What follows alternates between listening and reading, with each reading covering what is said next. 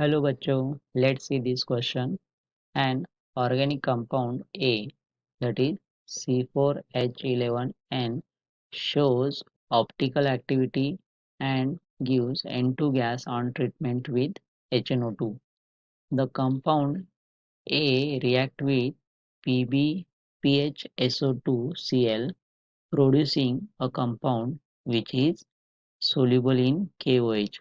The structure of A is, तो हमें question में पूछा गया है कि कंपाउंड ए जिसका फॉर्मूला है C4H11N, ये ऑप्टिकल एक्टिविटी शो कर रहा है और ये N2 गैस रिलीज करता है जब ये रिएक्ट होता है नाइट्रस एसिड के साथ, मतलब HNO2 के साथ।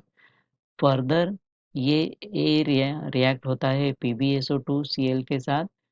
ये प्रोड्यूस कर जो कंपाउंड प्रोड्यूस करेगा वो कंपाउंड सोल्यूबल होगा इन KOH। तो हमें स्ट्रक्चर ए डिफाइन आइडेंटिफाई करना है यहाँ पे। ओके, तो इस क्वेश्चन के लिए हमारा की कंसेप्ट होगा, जनरली की concept aliphatic amines. Aliphatic amines, अब एलिफेटिक अमाइंस मतलब क्या होता है? ये वो ऑर्गेनिक कंपाउंड है जिसमें नाइट्रोजन एटम डायरेक्टली बॉन्डेड होते हैं अल्किल ग्रुप से। ओके, तो हमारे हमारे क्वेश्चन में जो फॉर्मूला दिया हुआ है हमें, दैट इज C4H11N, मतलब हमारे कंपाउंड में नाइट्रोजन भी है एंड C4H11 मतलब ये क्या है? हमारी एलिफेटिक कार्बन चेन है। ओके, तो की कंसेप्ट हो गया हमारा एलिफेटिक अमाइंस। अब अगर हम इसका क्लासिफिकेशन देखें तो जनरली ये तीन टाइप्स के होते हैं। First, primary amines.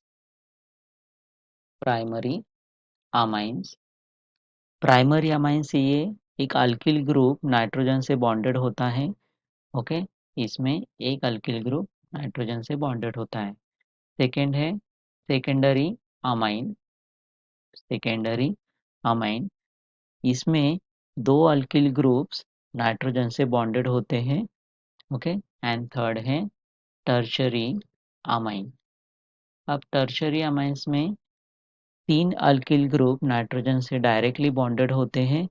ओके, तो ये हो गया हमारा की कंसेप्ट। अब हमें क्वेश्चन में जो पूछा गया है that is C4H11 C4H11 and ये रिएक्ट होगा नाइट्रस एसिड के साथ।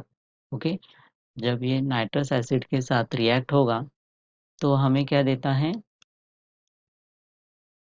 तो हमें एक प्राइमरी अमाइन देगा, primary amine, and N2 gas को रिलीज करेगा।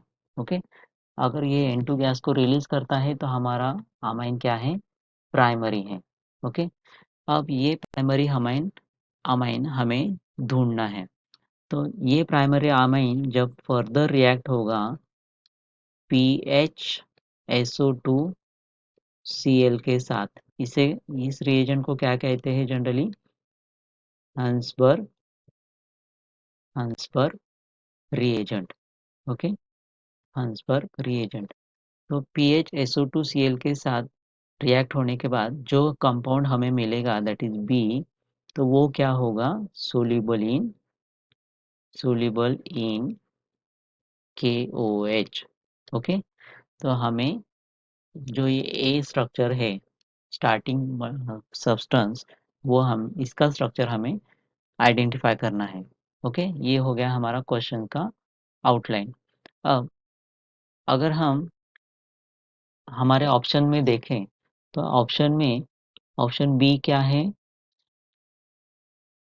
ये प्राइमरी अमाइन नहीं है तो ये ऑप्शन भी हमारा होगा। एंड सी में ये भी प्राइमरी अमाइन नहीं है तो ये भी ऑप्शन कैंसिल हुआ। तो रह गए हमारे ऑप्शन ए एंड डी। तो ऑप्शन ए में अगर हम देखें तो वो क्या है?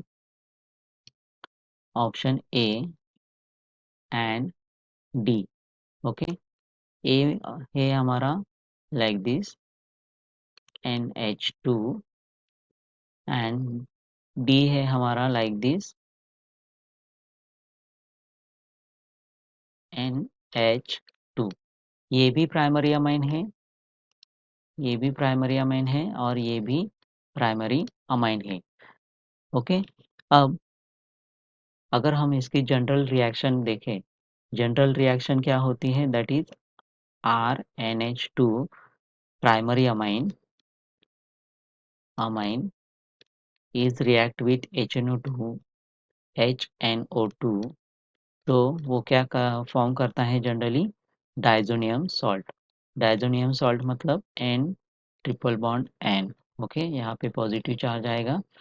अब ये डाइजोनियम सॉल्ट ये गुड लिविंग ग्रुप है बिकॉज ऑफ ये हाईली अनस्टेबल है, हाईली अनस्टेबल है, that convert into the carbocation. तो ये रिमूव होने के बाद कि हमें क्या मिलेगा, that is carbocation. Okay, and N2 gas release होगा, ये N2 गैस रिलीज होगा। ओके, अब यहाँ पे अगर ये जनरल रिएक्शन देखने के बाद अगर हम हमारे ऑप्शंस देखें तो यहाँ पे प्राइमरी अमाइन और यहाँ पे भी प्राइमरी अमाइन है, तो यहाँ पे क्या आएगा हमारा रिएक्शन में, लाइक दिस, यहाँ पे पॉजिटिव चार्ज आएगा और N2 गैस रिलीज होगा। ओके, एंड इस स्ट्रक्चर में यहाँ पे पॉजिटिव चार्ज आएगा और N2 गैस रिलीज होगा। अब इन दोनों में से हमें स्ट्रक्चर निकालना है, दैट इज बी प्रोडक्ट। ये क्या है, सोल्यूबल इन KOH। अब इनमें से सोल्यूबल कौन सा है KOH में, तो दोनों ही सोल्यूबल है, लेकिन हमें क्वेश्चन में दिया गया है that is organic compound A shows optical activity। Okay, shows optical activity। अब optical activity मतलब क्या होता है कि it contain the chiral carbon, it contain optical activity shows कर रहा है कंपाउंड A। तो ऑप्टिकल एक्टिव कंपाउंड्स कौन से होते हैं generally, it contains chiral carbon। okay, chiral carbons means it shows the 4 different substituent attached to that carbons। okay, अब यहाँ पे अगर हम देखें तो इस कंपाउंड में ये कार्बन क्या है, नॉट कायरल है, नॉट कायरल, क्योंकि यहाँ पे वन दो हाइड्रोजन्स एंड एक NH2 ग्रुप्स अटैच है, तो ये कायरल कार्बन नहीं होगा, क्योंकि हमें कायरल कार्बन कैसा चाहिए, 4 different substituents are attached to it। Okay, अब सेकेंड डी ऑप्शन में अगर हम देखें तो ये कार्बन जो है, ओके, तो ये कायरल कार्बन है, that is chiral. Okay, and chiral carbon है इसीलिए ये क्या है, ऑप्टिकली एक्टिव है। ओके, ऑप्टिकली एक्टिव बिकॉज यहाँ पे आर ग्रुप, यहाँ पे एक अलग आर ग्रुप इथाइल ग्रुप है, यहाँ पे मिथाइल ग्रुप अटैच है। ओके, मिथाइल ग्रुप, यहाँ पे NH2 है एंड यहाँ पे एक हाइड्रोजन अटैच है, तो ये कार्बन क्या हुआ, chiral, and it shows the optically active property. मतलब हमारा ए मॉलिक्यूल कौन सा है, that is option D. Okay, so option D, our final answer is option D। I hope you understand it well.